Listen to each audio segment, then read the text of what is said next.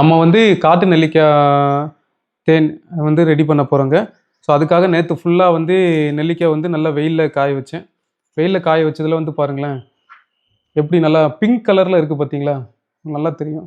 ஏன் இது 2 பிளேட்டில் வச்சுருக்கேன் அப்படின்னா, 2மே நேற்று ஃபுல்லாக காய வச்சதுங்க. ஒன்று வந்து பார்த்தீங்கன்னா, காய வச்சத அப்படியே எடுத்து வச்சுருக்கேன்.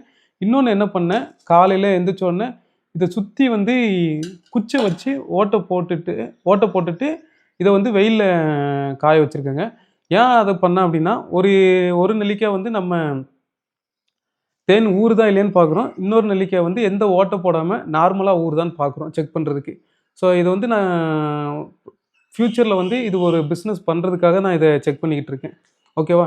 இந்த நெல்லிக்காய் வெறும் காய வச்சு முழுசா அப்டி இருக்கு. இந்த நெல்லிக்காய் காய வச்சு மறுபடியும் சின்ன ஓட்ட போட்டு மறுபடியும் காய வச்சிருக்கேன்.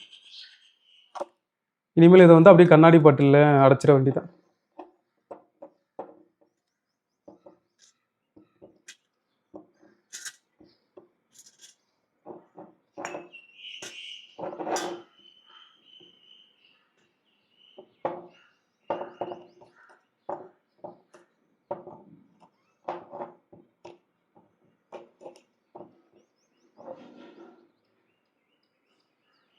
சுத்தமான தேனை ஊத்துறோம் அப்படியே.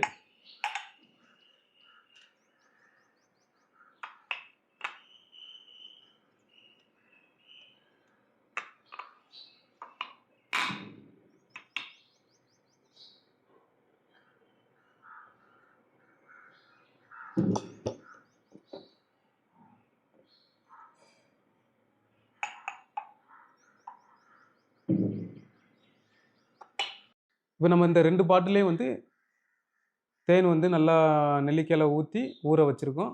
இத வந்து ஒரு 25 நாள் கழிச்சு இனிமேல் இத எடுப்போம். அதுவரைக்கும் நம்ம இதே டெம்பரேச்சர்ல வைக்க போறோம். எவ்வளோ சூப்பரா இருக்கு பார்த்தீங்களா? வைக்க போறோம். ஸோ இந்த காட்டு நெல்லிக்காய் உங்களுக்கு வேணும் அப்டின்னா, நீங்க வந்து ஸ்க்ரீன்ல என்னோட நம்பர் குடுக்குறேன். கான்டாக்ட் பண்ணிடுங்க. இன்னும் எங்க ஊர்ல வந்து இன்னும் 1 மாசத்துக்கு இந்த காட்டு நெல்லிக்காய் அவைலபிள் இருக்குங்க. ஓகேவா? ஸோ இந்த வீடியோ பிடிச்சிருந்துச்சுன்னா மறக்காம ஃபாலோ பண்ணிடுங்க. ஸோ இதே மாரி காட்டு நெல்லிக்காய், ஒரிஜினல் நெல்லிக்காய் இது எப்படி இருக்கு பாருங்களேன். ஸோ இது வேணுனா என்ன கான்டாக்ட் பண்ணிடுங்க. பாய்.